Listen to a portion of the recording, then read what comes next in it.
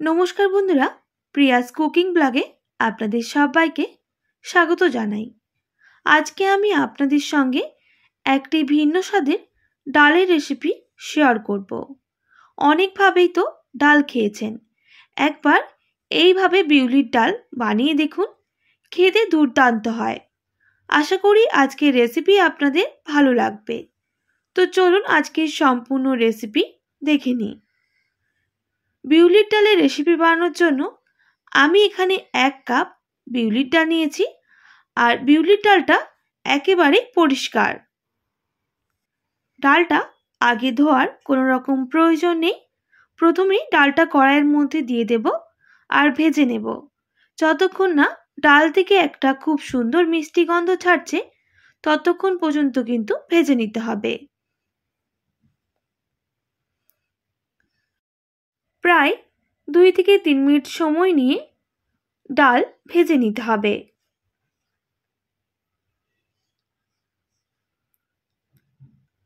তো বন্ধুরা, একটু লক্ষ্য করে দেখুন, ডাল কিন্তু খুব ভালো করে ভাজা হয়ে গেছে।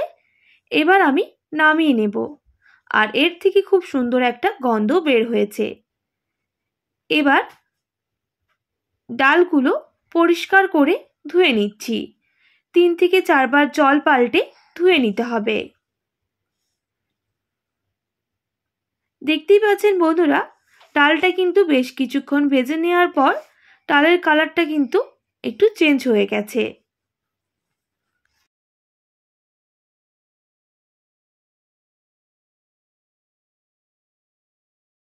এবার আমি ডাল সেদ্ধ করে নেব।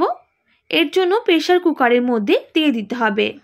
যেহেতু আমি কোনো রকম আগে থেকে ডাল ভিজিয়ে রাখিনি, তাই 5 থেকে 6টা সিটি মেরে নিলেই ডাল ভালো করে সুসেদ্ধ হয়ে যাবে।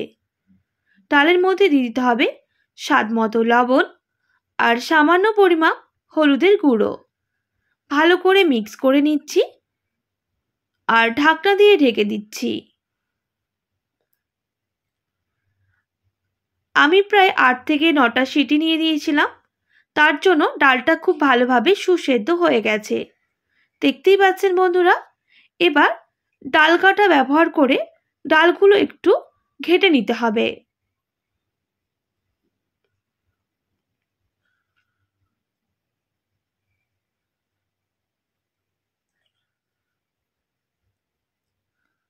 তো বন্ধুরা, ডাল কাটা দেওয়ার পর ডালগুলো দেখছেন কতটা ঘাঁটা হয়ে গেছে। এবার আমি নামিয়ে নেব। আবারও একটা কড়াই বসিয়ে দিলাম, দিয়ে দেব সামান্য পরিমাণ সর্ষের তেল। তেলটা খুব ভালো করে গরম করে নিতে হবে, আর গরম হয়ে গেলে দিয়ে দিচ্ছি 2টো তেজপাতা, একটা শুকনো লঙ্কা, সামান্য ফোড়ন। 5 ফোড়ন খুব ভালোভাবে ভাজা হয়ে গেলে দিয়ে দিচ্ছি সামান্য পরিমাণ হিং। হিং দিলে কিন্তু স্বাদটা দুর্দান্ত হয়। দিয়ে দিচ্ছি 6 থেকে 7টা রসুনের কোয়া, থেতো করে নিয়েছিলাম, সেটাই অ্যাড করে দিলাম। এই রেসিপিতে রসুনটা একেবারেই বাটা যাবে না, এইভাবে একটু গ্রেট করেও নিতে পারেন বা নোড়া দিয়ে একটু থেতো করে নিতে পারেন। রসুনটা খুব ভালো করে ভাজা হয়ে গেলে দিয়ে দিতে হবে সামান্য পরিমাণ আদা বাটা, একদম সামান্য। খুব ভালো করে ভাজা হয়ে গেলে দিয়ে দেব জিরা বাটা 1 টেবিল চামচের মতো।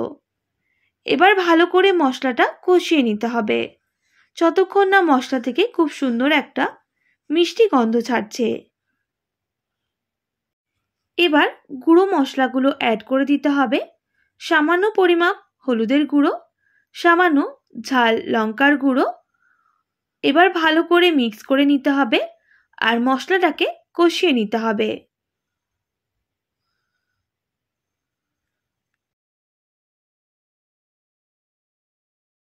প্রায় 3 থেকে 4 মিনিট সময় নিয়ে মশলাটাকে খুব ভালো করে কষিয়ে নিয়েছি। এবার ডাল দিয়ে দিচ্ছি ওই মশলার মধ্যে। ভালো করে মিক্স করে নিতে হবে আর বেশ কিছুক্ষণ ফুটিয়ে নিতে হবে।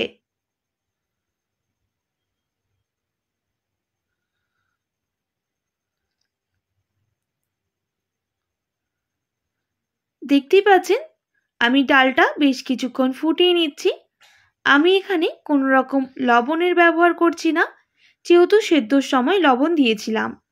দিয়ে দিচ্ছি সামান্য পরিমাপ ধনেপাতা কুচি। এবার ভালো করে মিক্স করে নিতে হবে। আপনারা চাইলে ধনেপাতাটা অবশ্যই স্কিপ করতে পারেন।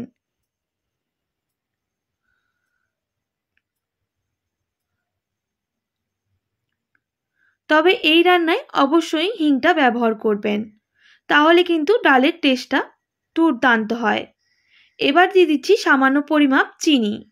চিনি দেওয়ার পর আবারও ভালো করে মিক্স করে নিতে হবে আর ফুটিয়ে নিতে হবে আরও 5 মিনিট মতো।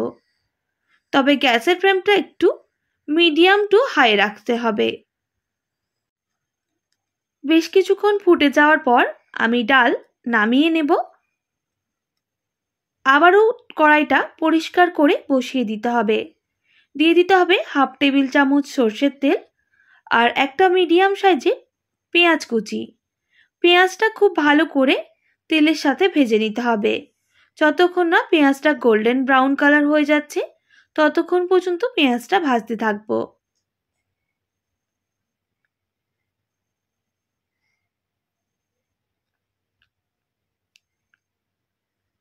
আর সামান্য কাশ্মীরি লঙ্কার গুঁড়ো দেব কালারের জন্য।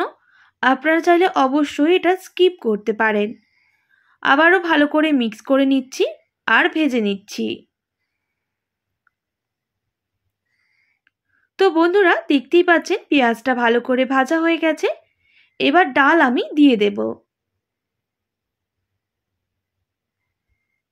একটু মিক্স করে নিতে হবে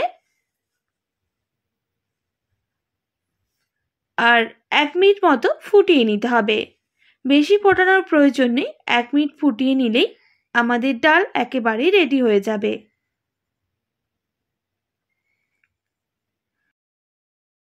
তো বন্ধুরা, বিউলির ডালের রেসিপি একেবারেই রেডি। এইভাবে যদি একবার ডাল বানিয়ে খান, বারবার খাবেন, এতটাই টেস্টি হয়। আর গরম ভাতে কিন্তু অসাধারণ লাগে এই বিউলির ডালের রেসিপি। আশা করি আপনাদের রেসিপিটা ভালো লেগেছে। একবার অবশ্যই বাড়িতে এইভাবে ট্রাই করবেন। আর কেমন লাগলো কমেন্ট করে জানাতে একেবারেই ভুলবেন না। আজকের রেসিপি যদি আপনাদের ভালো লেগে থাকে অবশ্যই একটি like, comment, share and subscribe করে আমার পাশে থাকার অনুরোধ রইল। পাশে থাকা বেল আইকনটিও প্রেস করে দেবেন, তাহলে নিত্য নতুন রান্নার ভিডিওগুলি আপনাদের কাছে পৌঁছে যাবে। আজকের মতো এতটাই। আবার নতুন কোনো রেসিপি নিয়ে দেখা হবে। আপনারা ভালো থাকবেন, সুস্থ থাকবেন। আর এতক্ষণ আমার সঙ্গে থাকার জন্য অনেক ধন্যবাদ আপনাদের সবাইকে।